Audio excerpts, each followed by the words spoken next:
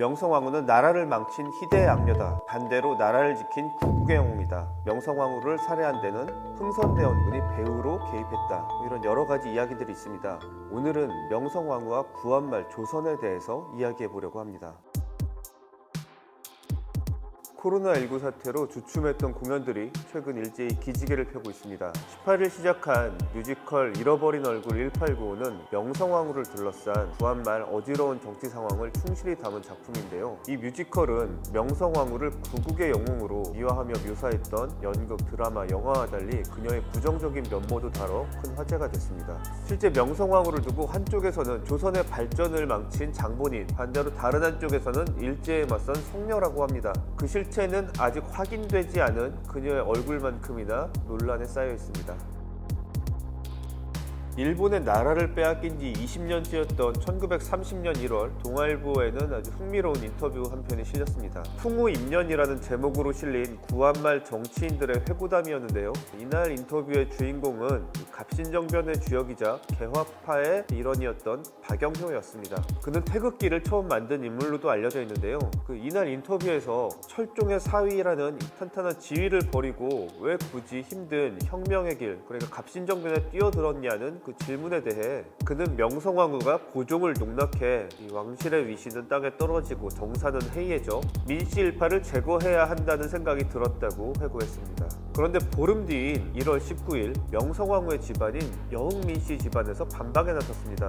인터뷰에 나선 것은 1905년 박열로서 순국한 민영환의 동생 민영찬이었습니다. 그는 명성황후가 누명을 썼다. 여러 민씨들이 잘못한 것을 대신해서 짊어졌다. 그리고 명성황후는 결코 개화파에 적대할 뜻이 없었는데 개화파들이 오해해서 자꾸 제거하려고 하니까 부득이하게 어쩔 수 없이 민씨 일족을 등용할 수밖에 없었다. 이렇게 반박했습니다. 이렇게 명성황후에 대해서 완벽하게 상반된 평가는 구한말에도 마찬가지였습니다. 1895년 10월 김홍집 내각은 명성황후 민씨를 서인으로 강등시킨다는 발표를 했습니다. 발표문에는 왕후 민씨가 가까운 무리들을 끌어들여 짐의 총명을 가리고 백성들을 착취했다. 이렇게 말한 남편 고종의 말도 담겼습니다. 그런데 1년 뒤인 1896년 고종이 일본을 피해 러시아 공사관으로 달아난 야관파천 이후 분위기는 급격하게 바뀌었습니다. 단발령으로 여론이 나빠져 김홍집 내각이 무너지면서 고종은 김홍집을 역적으로 규정하는 한편 뒤늦게 명성황후에 대한 국장을 거행했습니다. 또 을미사병과 이모군란 때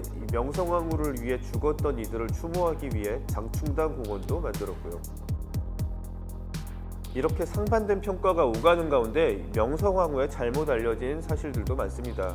예를 들어 외척 세력을 없애기 위해 시아버지 흥선대원군이 몰락 가문의 고아 소녀를 데려다가 왕후로 발탁했다. 이런 이야기는 사실 실제 역사와는 거리가 많이 떨어져 있습니다. 이 명성황후의 집안인 여흥민 씨는 태종 이방원의 부인이었던 원경왕후, 그리고 숙종의 부인이었던 인현왕후 등 여러 왕후들을 배출한 조선시대 노론의 명문가입니다. 이 명성황후의 증조부와 조부는 성균관 대사성과 2조 참판을 지냈고요. 명성황후의 아버지 민치롱만 해도 이 음서로 총 4품의 벼슬까지 지낸 그런 사람이었습니다. 당시 안동김씨 집안 정도는 아니었겠지만 여흥민 씨도 대단한 명문가였고 권력력이 없는 집안도 아니었다는 얘기죠. 그러니까 명성황후가 있었을 당시 이 여흥민 씨 집안에서 고위직에 오른 인물도 51명이나 됩니다. 또 명성황후의 이름으로 알려진 민자영도 정비석 작가가 쓴 소설에서 나온 거지 역사적 근거는 없습니다. 또 그녀가 죽었을 때 남겼다는 내가 조선의 국모다 이 말도 사실 1994년에 이수광이란 작가가 쓴 나는 조선의 국모다라는 소설에서 비롯돼 드라마를 통해 유명해진 말이죠.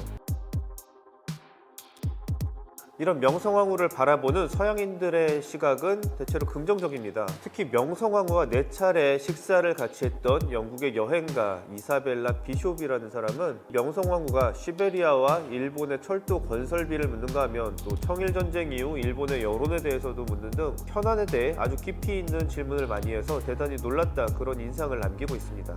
또 명성황후가 좀 특이한 점은 다른 왕족들과 달리 지금까지 남아있는 사진이 없는데요. 이 명성황후의 실제 모습 모습이라고 알려져 있는 사진은 20세기 초반 서양에서 잡지나 책에 수록된 사진인데 일각에선 이 사진이 궁녀의 사진이다 이렇게 주장하고 있습니다. 그 외에도 이승만의 책 독립정신이나 19세기의 이 미국이나 기타 독일 같은 여러 나라에서 발간된 잡지에도 명성황후의 또 다른 이 모습이 실리긴 했는데 그 어느 것도 지금 진짜라고 확정할 수가 없는 그런 상황입니다. 일부에선 명성황후가 정적에게 노출되는 것을 꺼려서 사진을 찍지 않았다 이렇게 주장하기도 합니다.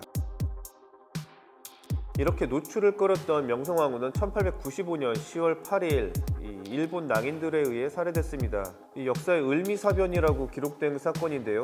여기엔 일본 군대뿐 아니라 조선군 훈련대도 깊숙이 개입했던 것으로 알려져 있습니다.